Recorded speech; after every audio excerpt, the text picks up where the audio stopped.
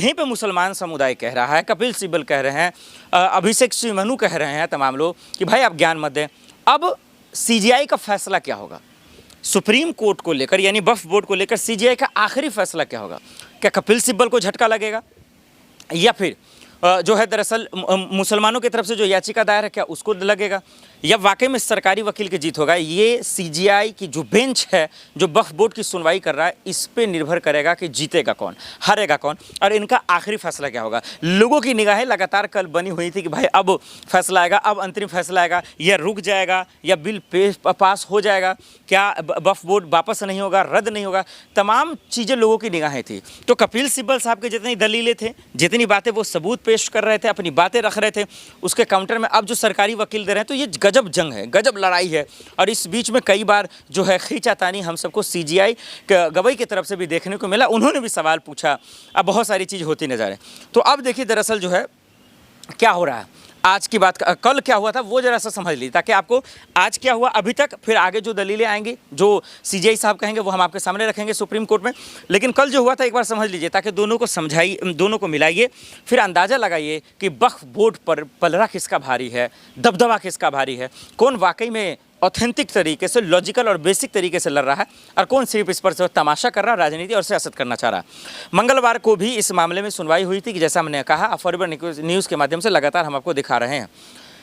जिसमें याचिकाकर्ताओं की ओर से सीनियर एडवोकेट कपिल सिब्बल, अभिषेक मनु, जैसा कि मैं बताया अभी, कल भी दिखाया, और अभी अभिषेक मनु सिंघवी और राजीव धवन ने दलील दी। उन्होंने दिया, क्या कहा?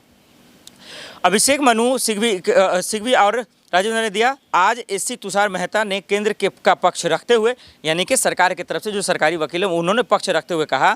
कि 1923 और 1995 के कानून तक व्यवस्था थी कि सिर्फ मुस्लिम ही वक्फ कर सकता था,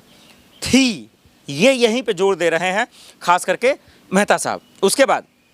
लेकिन साल 2013 में, अब जरा सा समझिएगा, साल 2013 में चुनाव से पहले कानून बना दिया गया है कि कोई भी वक्फ कर सकता है। उन्होंने कहा कि सरकार ने इसे सुधारा है और वक्फ करने के लिए कम से कम 5 साल से इस्लाम धर्म का पालन करने की शर्त रखी गई है। यहीं पे लड़ाई शुरू हुई, यहीं पे मुसलमानों का मानना है कि यह गलत है। ये इसमें आप कुछ भी कह लें, चाहे असदुद्दीन ओवैसी साहब हो या जितने भी वक्फ के सदस्य लोग हों, वक्फ बोर्ड की जो प्रॉपर्टी है जिसके दायरे में आती है, जो लोग इसको हुक्मरान हैं, जो लोग इनकी रक्षा करते हैं, वो भले ही गरीब तकसीमों के लिए कह रहे हों।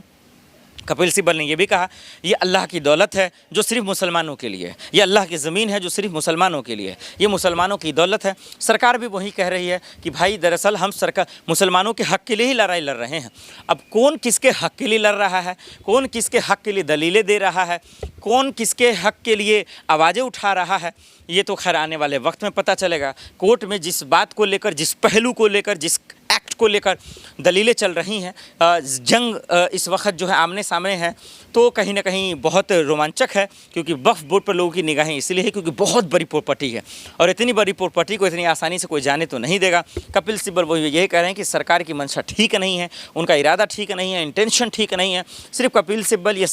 अभिषेक मनु जी का नहीं कहना है, ये देश के बहुत सारे जो वक्फ बोर्ड के सदस्य के लोग हैं, मुसलमान हैं, कई मुसलमानों ने भी कहा तमाम चीज़ें कि ये गलत है, गलत है, गलत है।